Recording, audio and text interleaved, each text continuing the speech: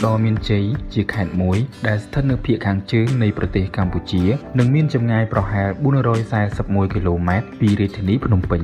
ខេត្តនេះមានព្រំប្រទល់ខាងកើតជាប់នឹងខេត្តព្រះវិហារខាងត្បូងជាប់នឹងខេត្តសៀមរាបខាងលិចជាប់នឹងខេត្តបន្ទាយមានជ័យនិងខាងជើងជាប់នឹងប្រទេសថៃខេត្តឧត្តរមានជ័យមានសក្តានុពលទេសចរមិនចាញ់បណ្ដាខេត្តដទៃទៀតប៉ុន្មានឡើយដោយសម្បូរទៅដោយតំបន់សក្តានុពលទេសចរបែបធម្មជាតិវប្បធម៌និងប្រវត្តិសាស្ត្រជាច្រើនអនេកខាងក្រោមនេះជាតំបន់ទេសចរដែលមានភាពទាក់ទាញចំនួន10នៅក្នុងខេត្តឧត្តរមានជ័យ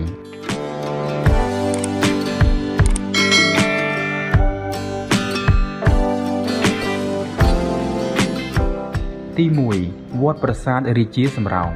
វត្តប្រាសាទរាជាសំរោងស្ដាប់ទៅហាក់ដូចជាវាមានប្រាសាទមួយនៅទីនោះប៉ុន្តែធាតុពិតមិនមានសល់គ្រឹះនៃប្រាសាទដែលតំណាងឲ្យពាក្យថាប្រាសាទនៅលើឈ្មោះនៃវត្តនេះឡើយវត្តប្រាសាទរាជាសំរោងមានការរៀបចំបានយ៉ាងល្អនិងមានវិហារដ៏ធំមួយដែលត្រូវបានគិះគូរនៅគំនូរដែលទាក់ទងជាមួយនឹងពុទ្ធប្រវត្តិរបស់ព្រះសម្មាសម្ពុទ្ធហើយគំនូរទាំងនោះមានភាពស្រស់ស្អាតទាក់ទាញនិងក្បូរក្បាច់រចនាដ៏ល្អប្រណិតវត្តប្រាសាទរាជាសំរោងមានទីតាំងស្ថិតនៅក្នុងសង្កាត់សំរោងក្រុងសំរោងខេត្តឧត្តរមានជ័យក្រៅពីជាទីកន្លែងសម្រាប់ពុទ្ធបរិស័ទជិតឆ្ងាយមកគោរពបូជាបច្ចុប្បន្នវត្តនេះក៏ជាទីកន្លែងដ៏ទាក់ទាញមួយផងដែរនៅក្នុងខេត្តឧត្តរមានជ័យ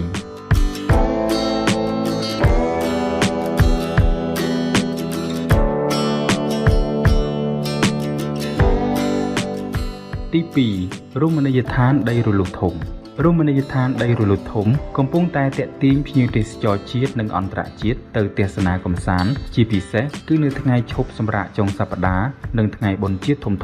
តំបន់រមណីយដ្ឋានទេសចរប្រវត្តិសាស្ត្រធម្មជាតិដីរលុះធំឬហៅថាតំបន់ដីច្រោះមកដល់ពេលនេះមានការទាក់ទាញមនុស្សទៅទស្សនាកម្សាន្តមានចំនួនកាន់តែច្រើនឡើងជាងពេលមុនរមណីយដ្ឋាននេះមានសណ្ឋានដីហាក់ដូចជាផុសចេញពីដំបូកតូចធំប្រងព្រាតមានស្នាមទឹកហូរជាចង្អូរនិងមានជញ្ជាំងខ្ពស់ទាបមានពណ៌ប្រផេះដូចជាដីឥដ្ឋដែលដុតមិនទាន់ឆ្អិនរមណីយដ្ឋានទេសចរធម្មជាតិដីរលុះធំមានទីតាំងស្ថិតនៅក្បែរជើងភ្នំគឺមានចម្ងាយ18គីឡូម៉ែត្រពីទីរួមខេត្តឧត្តរមានជ័យក្នុងភូមិសាស្ត្រជាប់ព្រំប្រទល់សង្កាត់កូនគ្រៀលនិងសង្កាត់បន្សាយរៈក្រុងសំរោងខេត្តឧត្តរមានជ័យ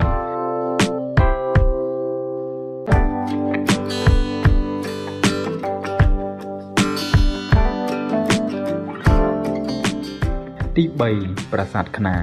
ប្រាសាទខ្នារជាប្រាសាទបុរាណវ័យចំណាស់មួយបានសាងសង់នៅសតវត្សទី10ក្នុងរាជ្យព្រះបាទជ័យវរ្ម័នទី4ប្រាសាទនេះមានលក្ខណៈពិសេសជាមួយនឹងសំណង់សាសនាដែលពាក់ព័ន្ធនឹងរហាលហើយស្ថិតនៅតាមបណ្ដោយអ័ក្សនៃរហាលតាមទិសខាងជើងទៅត្បូងដែលមានចម្ងាយ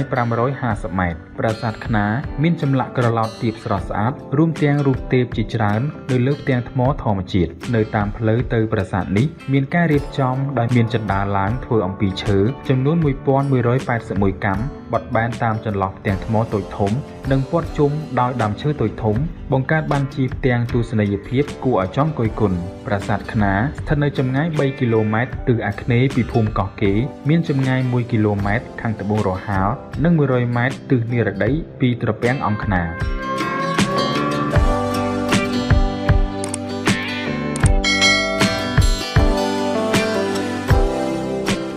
ទី4ទឹកជ្រោះចំប៉ីទឹកជ្រោះចំប៉ីឬល្អាងតាថងគឺជារមណីយដ្ឋានធម្មជាតិដ៏ស្រស់ត្រកាលមួយស្ថិតនៅក្នុងខេត្តឧត្តរមានជ័យដែលមានចម្ងាយ35គីឡូម៉ែត្រពីទីរួមស្រុកអន្លង់វែងតាមបណ្ដោយផ្លូវលេខ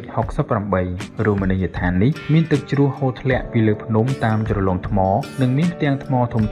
ទំហំដល់ទៅ500ម៉ែត្រការ៉េនៅលើភ្នំសម្បូរទៅដោយព្រៃឈើនិងផ្លែផល្លាព្រៃជាច្រើនមុខរួមទៅដោយផ្កាព្រៃចម្រុះពណ៌ដូចជាផ្កាអ័រគីដេជាដើមនៅចម្ងាយ500ម៉ែត្រពីទឹកជ្រោះចំប៉ីក៏មានរមណីយដ្ឋានធម្មជាតិប្រវត្តិសាស្ត្រមួយទៀតមានឈ្មោះថារូងចំប៉ីដែលមានរូបចម្លាក់មួយចំនួនដែលពិពណ៌នាអំពីជីវិតតាំងពីកំណើតរហូតដល់ស្លាប់ក៏ដូចជារូបចម្លាក់សាសនានិងសត្វព្រៃដទៃទៀតហើយក៏ជាទីតាំងស្ងប់ស្ងាត់ដែលអាចឲ្យព្រះសង្ឃយកទីកន្លែងនោះសម្រាប់ធ្វើការតាំងសមាធិផងដែរ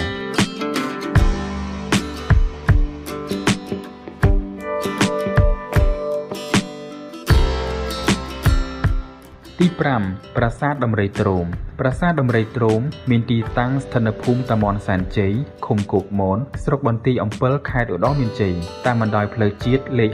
56ដែលមានចម្ងាយប្រមាណ200ម៉ែត្រពីប្រាសាទតាមាន់ធំស្ថិតនៅលើខ្នងភ្នំដងរែកប្រាសាទដំរីទ្រោមជាស្ថាបត្យកម្មខ្មែរដែលសាងសង់ឡើងនៅសតវត្សទី11ដល់សតវត្សទី13នៅប្រាសាទនេះមានដុំថ្មធំមួយមានរាងដូចសត្វដំរីទ្រោមអោនដងខ្លួនដល់ដី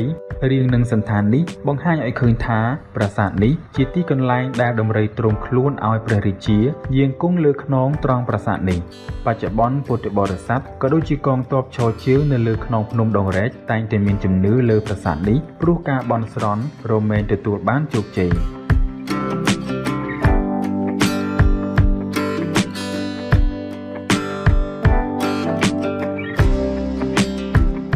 ទី6ប្រាសាទតាមាន់តូចប្រាសាទតាមាន់តូចជាស្ថាបត្យកម្មខ្មែរនៅសម័យមហានគរប្រាសាទនេះជាមន្ទីរពេទ្យឬអរោគសាលាមានបណ្ដោយ60ម៉ែត្រនិងទទឹង50ម៉ែត្រតួប្រាសាទធ្វើពីថ្មភក់មានតម្កល់ព្រះពោធិសត្វកាយសត្យគរុមានគោបុរៈ4ទិសនិងកំពែងព័ទ្ធជុំវិញធ្វើពីថ្មបាយក្រៀមប្រាសាទតាមាន់តូចគឺជាប្រាសាទឬហោលបន់ស្រន់ដែលកសាងក្នុងបរិវេណមន្ទីរពេទ្យក្នុងរជ្ជកាលព្រះបាទជ័យវរ្ម័នទី7ក្នុងចុងសតវត្សទី12និងដើមសតវត្សទី13ដែលព្រះអង្គបានសាងមន្ទីរពេទ្យចំនួន102សម្រាប់បម្រើសុខភាពសាធារណៈនៅក្នុងចក្រភពខ្មែរប្រាសាទតាមាន់តូចមានទីតាំងនៅភូមិព្រៃវែងឃុំគោកមនស្រុកបន្ទាយអំពិលខេត្តឧត្តរមានជ័យដែលស្ថិតនៅលើកំពូលភ្នំដងរែកមានប្រាសាទតាក្របីប្រាសាទតាមាន់ធំនិងប្រាសាទព្រះវិហារ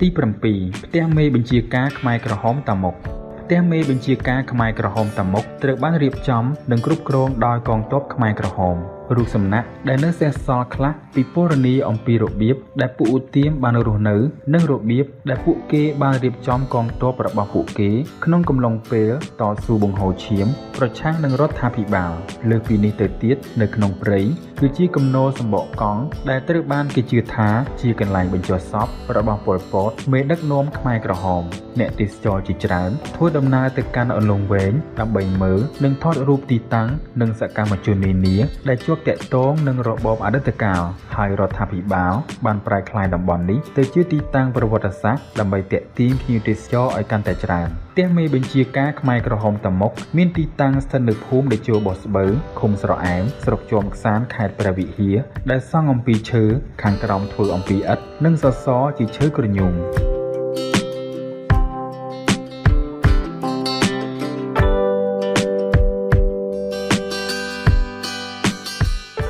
ទី8ប្រាសាទតាមាន់ធំប្រាសាទតាមាន់ធំជាស្ថាបត្យកម្មខ្មែរដែលកសាងឡើងនៅសតវត្សទី11ដល់សតវត្សទី13ដោយរាជព្រះបាទជ័យវរ្ម័នទី7បើតាមឯកសារព្រឹទ្ធាចារ្យដែលនៅរស់និងថែនៅប្រាសាទនេះបានបញ្ជាក់ថាកាលដើមឡើយប្រាសាទតាមាន់ទាំងមូលមានឈ្មោះថាប្រាសាទវេទមន្តលុះក្រោយមកក៏ក្លាយជាប្រាសាទតាមាន់រហូតមកដល់សព្វថ្ងៃនេះប្រាសាទតាមាន់ធំជាទីតាំងសក្ការៈបូជារបស់ខ្មែរបុរាណដែលស្ថិតនៅតាមបណ្ដោយផ្លូវពីរាជធានីអង្គរទៅផ្នែកខាងជើងនៃអាណាចក្រអង្គរប្រាសាទនេះកសាងឡើងដើម្បីឧទ្ទិសដល់ព្រះសិវៈក្នុងព្រហ្មញ្ញសាសនាដែលមានទីតាំងស្ថិតនៅលើជួរភ្នំដងរែកប្រសិនបើគេចេញពីក្លោងទ្វារប្រាសាទគេអាចធ្វើដំណើរលើផ្លូវបុរាណដែលមកពីរាជធានីអង្គរចំណែកនៅខាងក្រោមមានស្រះទឹកបុរាណមួយប្រាសាទតាមាន់ធំមានទីតាំងស្ថិតនៅភូមិតាមាន់សែនជ័យឃុំគោកមនស្រុកបន្ទាយអំពិលខេត្តឧត្តរមានជ័យ